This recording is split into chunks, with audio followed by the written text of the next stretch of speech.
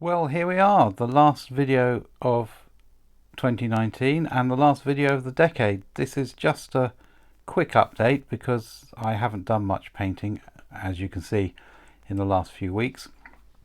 I've entitled this one The Last of the Swashbucklers, or Swashbucklers Finished, because they are, but I'm going to add a question mark to that because I'll probably get more. So let's get the obvious thing out of the way first. With absolutely no painting at all except for a base, I have a Reaper Bones black ooze made from translucent plastic, which just needed basing. I like these see-through miniatures, translucent miniatures, just because they're different. So we'll get him out of the way because he's not connected with this. He was just really quick. He's got grass on him. Wait a minute. There we go. Just residue from the basing process. So he's done. He's put him off to one side so he can loom ominously. Alright, so the main bits are at the back here. I've got 6 border reavers from Hoka Miniatures. These are the last of the border reavers set I bought for my swashbucklers. Lovely figures. To be fair, they were the first figures I bought in this range, and were the last to be painted because they're the most sort of character based ones. I could see these being player characters when I first got them. So there's 6 of those, 3, another leader type.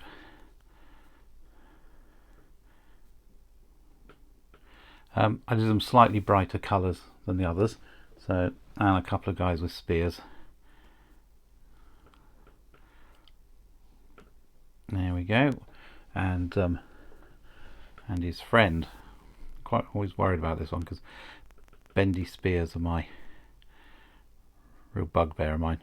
Alright, so I did all those, so that's 31 Hoka border reavers. That completes my swashbuckling set for my upcoming role-playing game I'm going to run.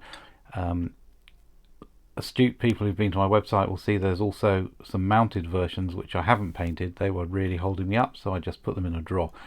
Anyway, to go with them I found these Reaper Bones black miniatures which sort of fitted the 30 Years War vibe of the setting. I know the Elizabethans are early, I'm not worried about that. So there's a sort of female rogue type character. There's some chap, possibly a wizard. We're doing an alternate history English Civil War setting, so it's called Clockwork and Chivalry by Cake Bread and Walton.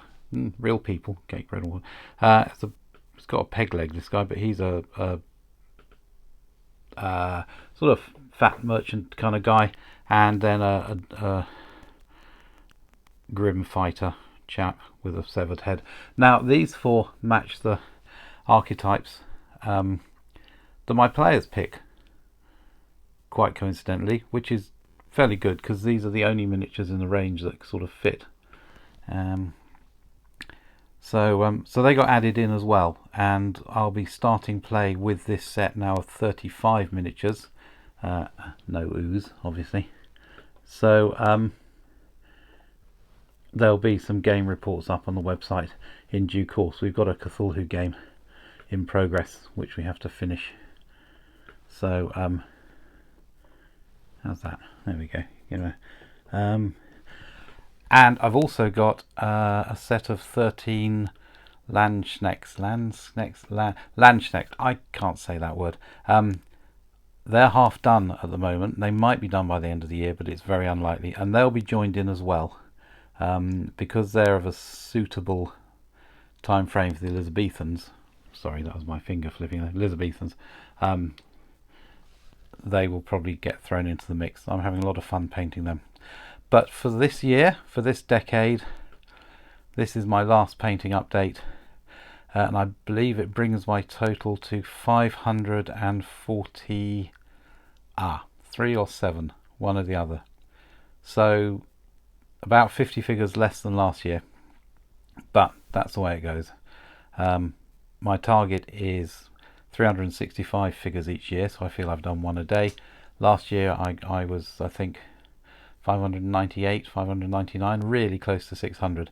This year not quite as close to 600, but still, given that the last 3 months have been quite stressful at work and I haven't done really any painting, I'm pretty happy with that. So, as always, thank you for watching. I wish you all a happy new year, and hopefully I'll see you in January sometime with some beautifully colourful Landsknechts, German mercenaries.